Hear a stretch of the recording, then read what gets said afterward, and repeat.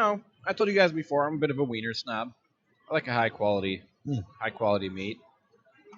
You look like a guy who does. I asked a serious question, and I don't know what type of answer I got, but I feel it's going to be played to start the show tomorrow. Nope. Definitely. So we're going to keep the baseball ambience in the background here until our show is over.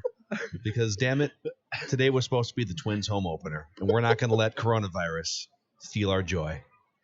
So, Ramie, while we meditate on one end of things with this baseball ambience, why don't you tell Judd and I and the audience the player that you think the Vikings should kick the tires on? Okay.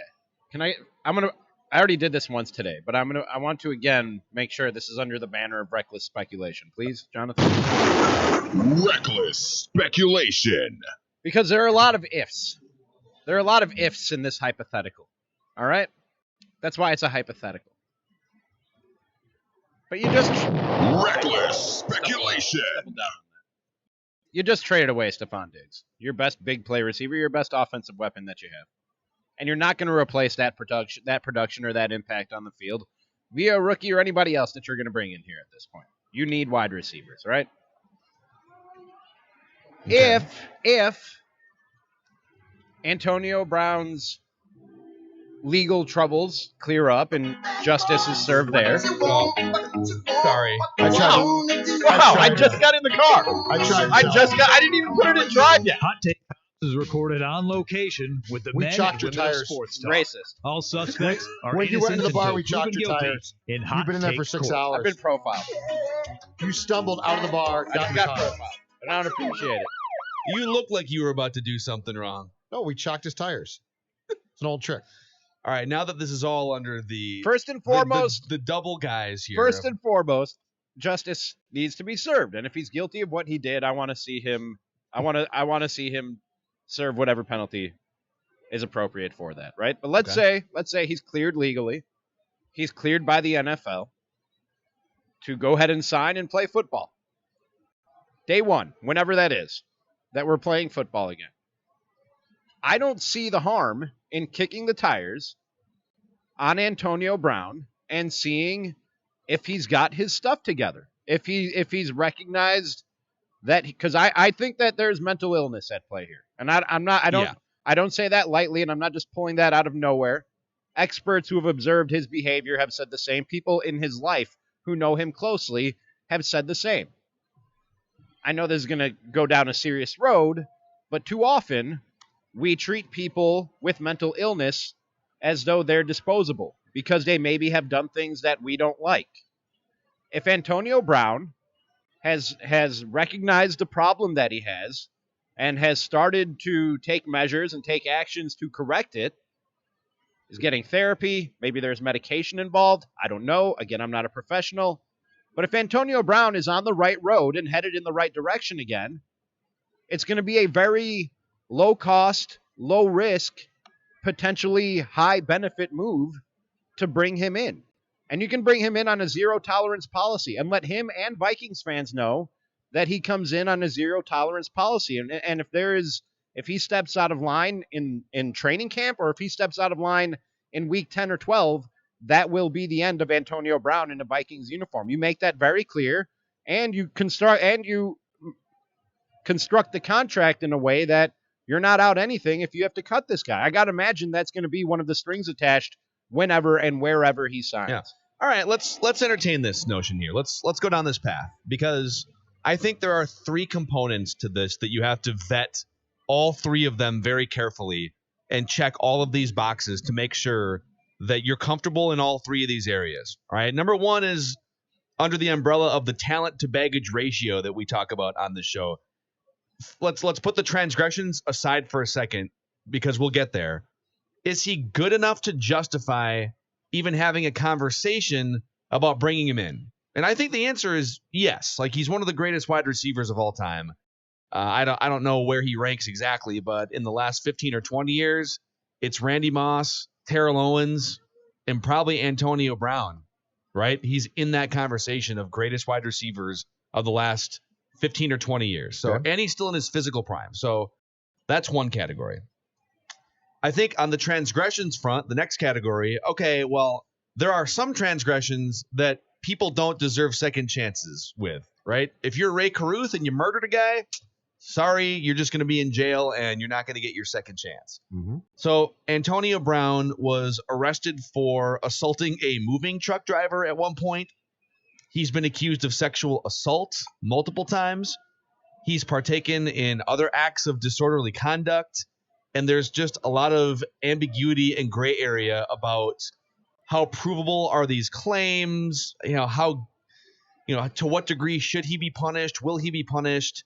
It's kind of a cloudy gray mess. Will the NFL punish him to whatever extent they can? Right. And that doesn't even count. Like, those are just legal transgressions. That doesn't even count the pain in the ass factor that comes along with him just being a malcontent. And like, he hasn't murdered anybody to my knowledge, but he's done a lot of things that make you think twice about giving him a second chance. There's one reason why, if you're the Vikings, you can't do this.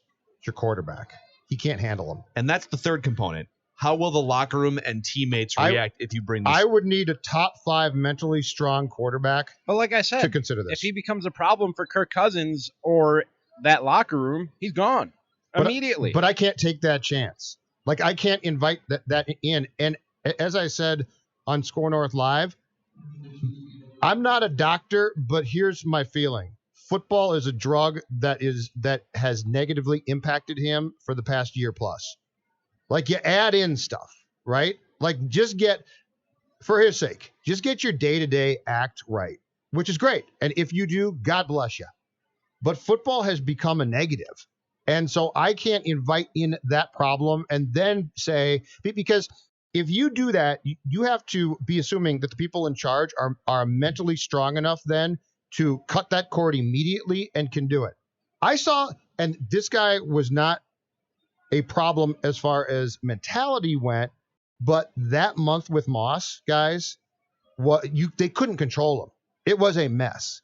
Childress told Spielman, I can handle Randy Moss, and then proceeded to be unable to do it. And Brett Favre at that point had little interest in being like the babysitter of the locker room in Moss too. And so if I'm going to go down the Brown exploration, it's got to start not only with an incredibly strong head coach, it's got to start with a quarterback who, if Antonio Brown gets the least bit upset, can say, shut up, here's what we're doing.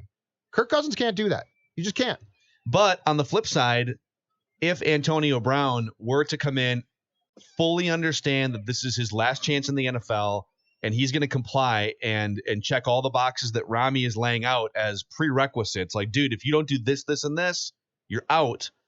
He helps Kirk Cousins more than any player you could probably add short of a franchise left tackle, right? I mean, guys, Antonio Brown, and we're finding out now that he wasn't as easy to deal with behind the scenes as it may have seemed, that they were sort of sweeping things under the rug or keeping it out of the spotlight as much as possible throughout his time in Pittsburgh. But he was not so much of a problem that he wasn't good for Ben Roethlisberger, and he wasn't helping them win football games. There was a time where the drama versus the production, it was a net positive for Antonio Brown, and he was a great guy to have on the Steelers. It reached a point, and I think he started acting out a little more flagrantly, I guess is the word that I'm looking for, that like Mackey said, the trouble and the headache that he is, it outweighed the benefit in what he was doing to help you win football games, obviously, and that's why they traded him. And it never even got to a point where they thought they could put him on a football field in Oakland.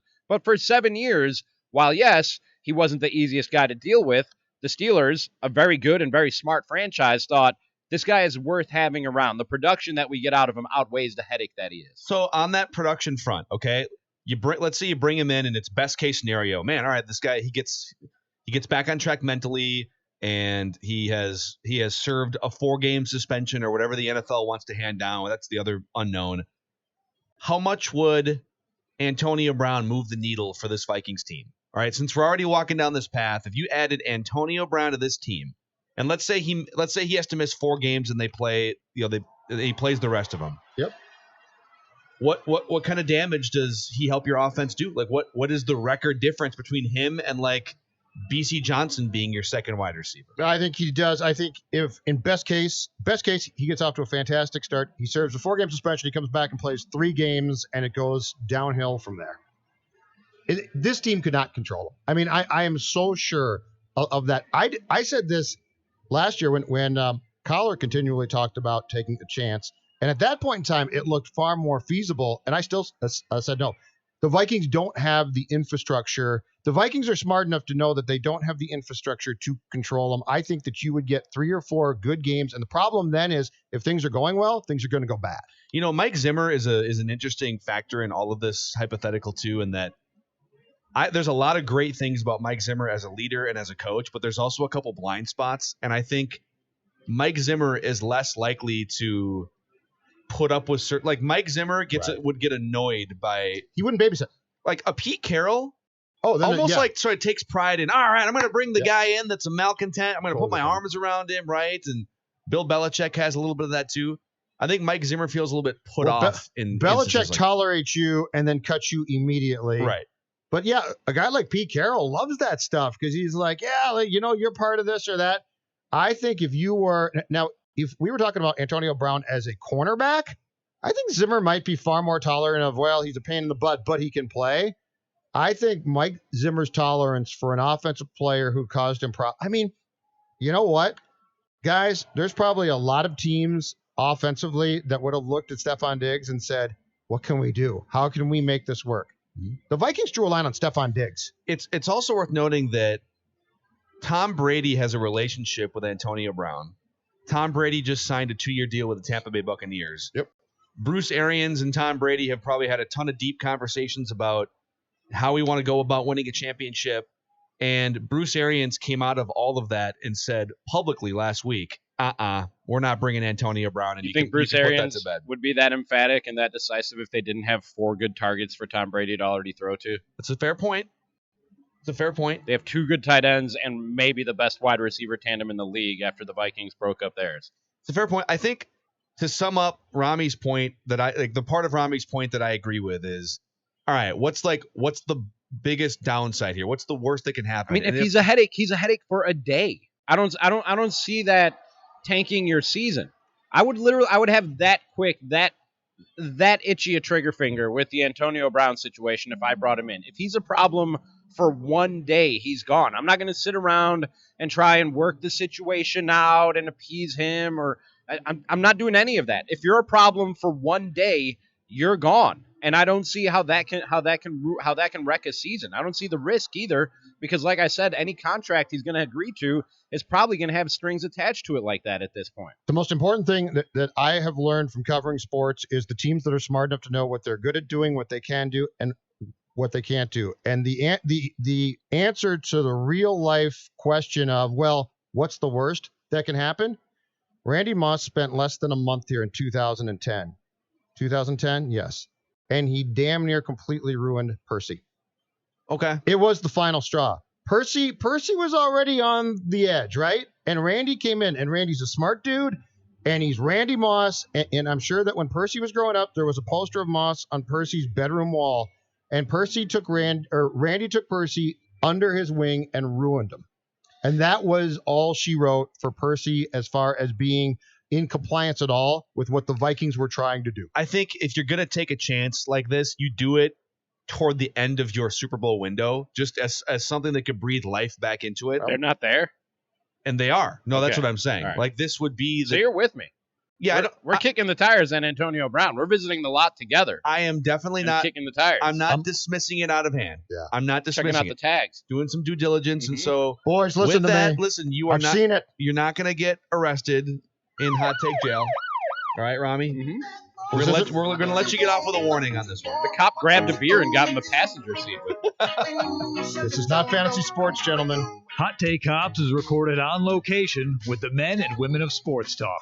All suspects are innocent until proven guilty in Hot Take Court. You're right. I did crack a cold one in the front seat with you there, didn't I? I had to arrest you both.